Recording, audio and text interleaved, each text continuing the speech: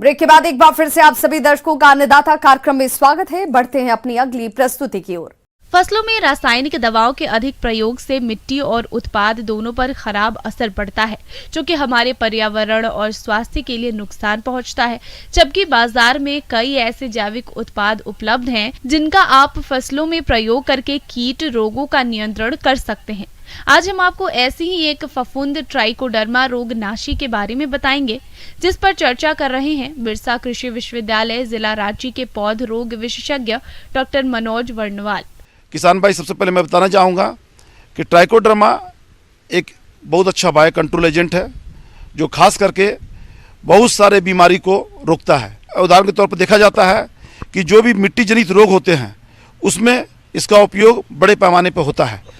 जैसे मुरझाने वाली बीमारी चना में लगता है, अरहर में लगता है, टमाटर में लगता है, बैगन में लगता है।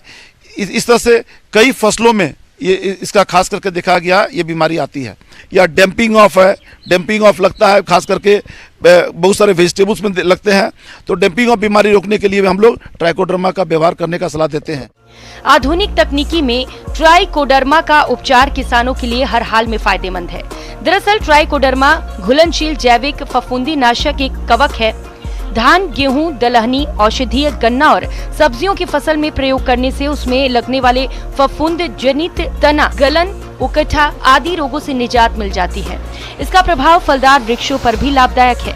इसकी कीमत या लागत भी रासायनिक दवाइयों से काफी कम है। साथ ही पर्यावरण के लिए भी सुरक्षित होता है। इसका प्रयोग किसान आसानी से कई तरह की फसलों में कर सकते हैं। ट्राइकोडर्मा वास्तव में एक बायो कंट्रोल एजेंट है।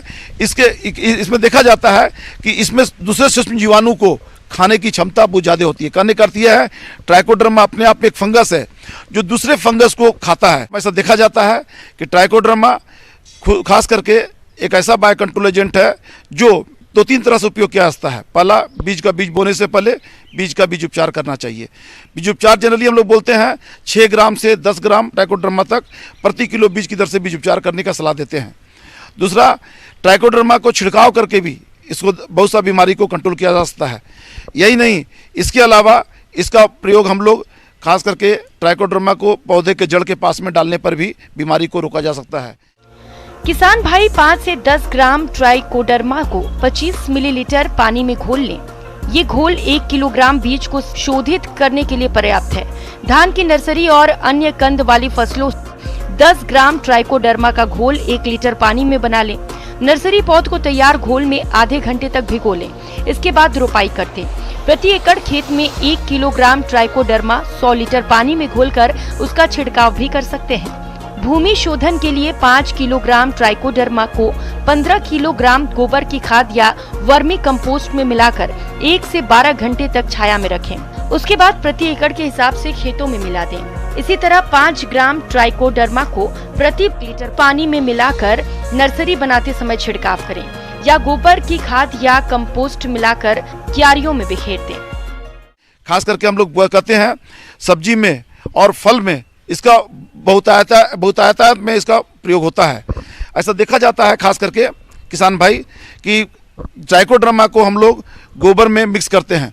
जनरली हम लोग 1 से 2 किलोग्राम ट्राइकोडर्मा को 100 किलोग्राम गोबर में मिक्स करते हैं।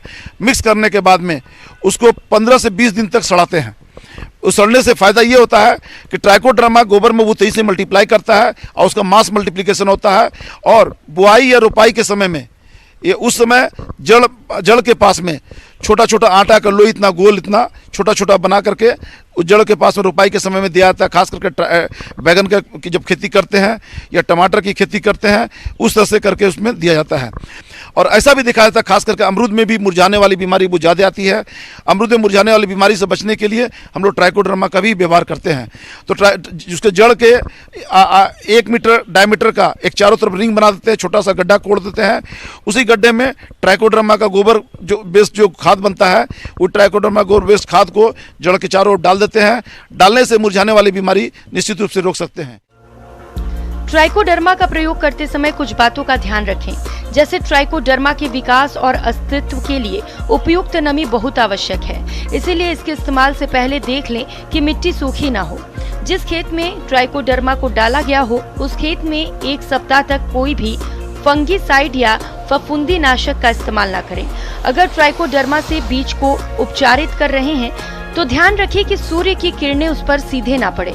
ट्राइकोडर्मा से उपचारित गोबर की खाद अधिक दिनों तक के लिए न रखें। उपचारित गोबर की खाद का इस्तेमाल अधिकतम 3 से 4 माह तक करना अच्छा रहता है। ट्राइकोडर्मा सभी सरकारी बीज भंडारों तथा दवा की दुकानों में उपलब्ध है। इसके अलावा कृषि विज्ञान केंद्र, कृषि विश्वविद्यालय, कृषि महाविद्यालयों से भी इसको आप ले सकते हैं। यही नहीं, एक चीज बताना चाहूँगा किसान बंधु, जो मार्केट में ट्राइकोडर्मा मिलता है उसका लाइफ वास्तव में 6 महीने का होता है।